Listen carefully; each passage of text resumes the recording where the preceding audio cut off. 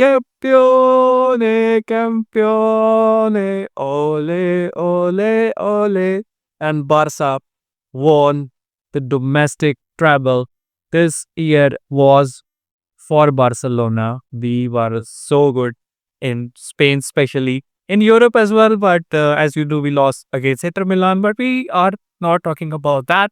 It's a special day. We will talk about happy things. And if you compare this Barcelona team with the even 2015 Barcelona team, this is still one of the best Barca teams which we witnessed this year. Being a Barca fan, I'm so proud of this team winning three trophies, especially beating Real Madrid for the four times. This is like incredible year. Most of the times, if you remember the previous El Clasicos, they are a top notch. Both of the teams are dominates. Like if Barca wins one Clasico in the next, Real Madrid surely tries to bounce back. But this year was totally for Barcelona. They played so good. They started their trophy cabinet with their Super Cup match against Real Madrid. It was, I think, 5-2. So that was our first trophy. After that, we won Copa del Rey. Copa del Rey was, I think, a bit easy for us. I don't remember we faced any difficult match except that semi-final against Atletico. Like it was a really hard match, but we still won against Real Madrid. And then final, if you remember, it was like just in this month we beaten Real Madrid with 3-2. It was also a really tough match. Real Madrid were winning 2-1, and then there was a Ferran Torres goal 2-1 at the end. That Koundé amazing shot which led us for the Copa del Rey. And now finally, after a long season, we won La Liga. When La Liga started, everyone was sure that this Barca will with everything because we were so good in every match. We were scoring 4 goals, 5 goals, 6 goals, 7 goals easily. So it was a really one of the best years for the Barca. But if you remember, in the January we started losing. Real Madrid dominated in that part, and even they were 8 points ahead from Barcelona. And even Barcelona was at number 3. Can you imagine in January, Barcelona was not on the top? There was a clear difference between Madrid and Barcelona of 8 points. So it was a quite a comeback from Barcelona. First, Real Madrid made a comeback. They were, I think, 10 points behind from Barcelona. Then they were 8 points ahead from us. And then we are 7 points ahead of Real Madrid, and officially we won the La Liga. So it was the best year for us. In the second half of the La Liga, Barca haven't even lost a match. So this was surely a bounce back year for Barcelona. We played so good. And yesterday it was the final match between Barcelona and Espanyol. Last time we won La Liga trophy, it was also against Espanyol when they got relegated, and we won under. This is the same scenario. We won the La Liga and they are on the verge of demotion. But let's see, either they get demoted into the second division or not, because still I think 3 matches are remaining.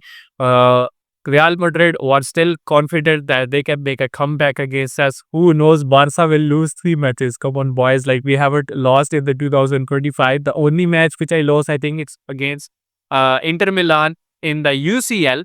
So I don't think so. Like Barca was going to lose the last 3 matches. It was really a hard match. If we analyze the match, if you see the first half, it was so hard for Barcelona. Espanyol was really confident that they can beat us. The atmosphere was really crazy. Like before the match, there was a accident. One car just hit a lot of Espanyol fans, and there were a lot of casualties. Then when the match started, it got stopped for the few minutes. Then Espanyol fans were cleared from the, I think, Barca post. So it was a really crazy atmosphere from the start to the end. They were singing "Puta Barca, Puta Barca." So it was a really a crazy match. If you remember, Barca versus Real Madrid, it was not that kind of atmosphere in which like both of the teams are hating each other. And even the players, I saw the match, they were falling like crazy on Lamine Yamal, on De Jong, on every player. Like, I don't know why they were playing so harsh. Like, it was just their last man. They were hitting everyone. So it was a really, what you say, feisty match. I never witnessed even a Real Madrid versus Barcelona match like that. Like, emotions were so high. Espanyol did so well. Like, they wanted to win that match and they could have won the match because in the first half they got, I think, 2 to 3 easy opportunities. One of the opportunities in which there was clear one-on-one chance which Szczesny stopped. So Szczesny was top notch, and Espanyol also missed a lot of chances in the first half. If they would have played better, if they would have better in the finishing chances, I think it could have been 1 goal or 2 goal up in the first half for the Espanyol. And even though Barca was not even bad, they were also creating the chances. But if you compare Barca versus Espanyol, I will probably say Espanyol played really well in the first half and they could have deserved the match. But as you know, even though if Espanyol could have scored 1 goal or 2 goal, Barca would have made the comeback eventually because Real Madrid also scored 2 goals early, and then you remember what happened in the next 18 minutes. So, in the first half, then things got changed when Arujo got substituted and Cubarsi came. Also, there were changes like who was substituted, I think Lewandowski, but it was later. We will talk about that. So after that, when Kubarsi came, Barca was a bit stable. Then Barca was controlling the ball, and I think on the 50 or 60th minute, Lamine Yamal, what a crazy guy, what a crazy goal! Like, it was so hard for Barcelona. It was the tactic of Espanyol that they were not giving a space Barcelona centrally. So what Barca was trying, like they were playing through the wings, then they were cutting inside or giving passes inside to make a shot. But most of the time, Espanyol defenders were really good in intercepting those balls. So it was hard for Barcelona to make shots. But suddenly, when Yamal got the ball, and it was Yamal magic, what a touch by Yamal, and he got, like, easily he made a space for that, and then what a finish shot! Like, he scored a lot of these types of goals in this season, but this was also a beauty.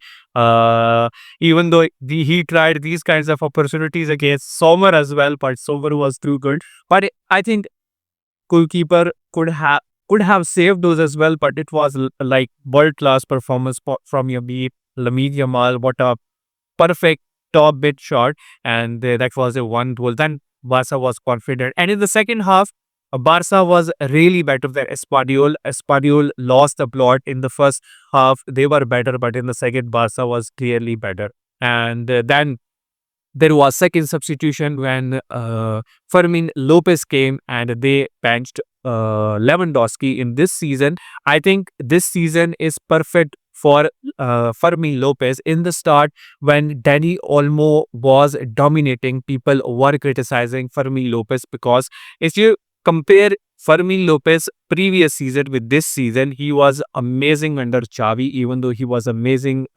in Spain as well when they won, I think, gold.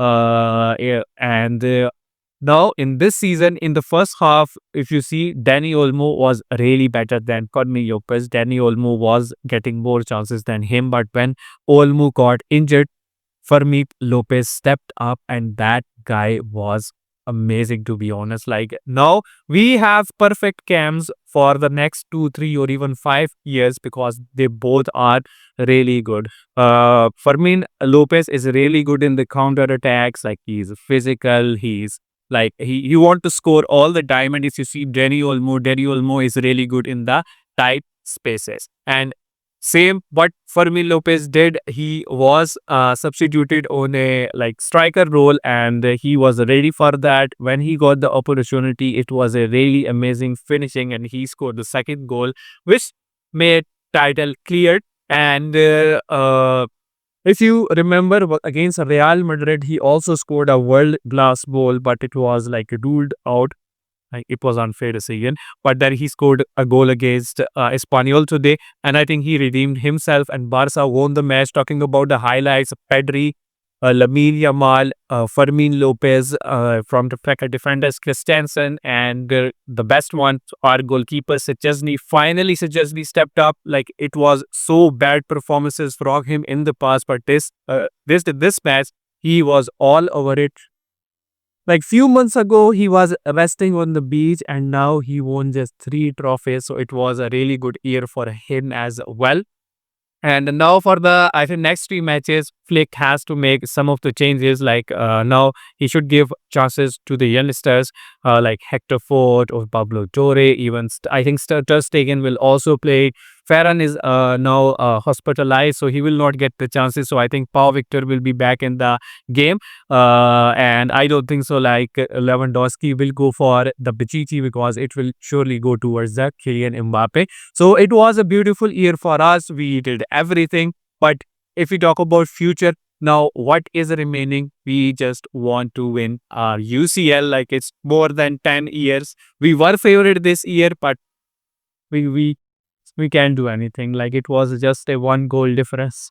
And now it's a Inter versus PSG final. Talking about Ballon d'Or, there are clear shouts that Lavine Yamal or the Rafinha will win it, but I don't think so. Like, it will be that easy for both of them because, as you know, there is Usman Dembele in the final. So if PSG will win the final of the UCL, I think that Dembele can win Ballon d'Or, and also there will be finalissima as well. There is Club World Cup as well. So a lot of matches and a lot of competitions are remaining. So right now we can say that this pair will win the Ballon d'Or. Like, if it's same scenario for the previous year in which there were Jude Bellingham, there was Carvajal, Vinicius Junior, Rodri, everyone was favorite for winning the Ballon d'Or. And I think this will be the same season in which there is Lamine Jamal, there is also Pedri, Rafinha, Ousmane Dembele, there is Mohamed Salah. So there will be a lot of Ballon d'Or shouts. Let's see who will win it, but let me know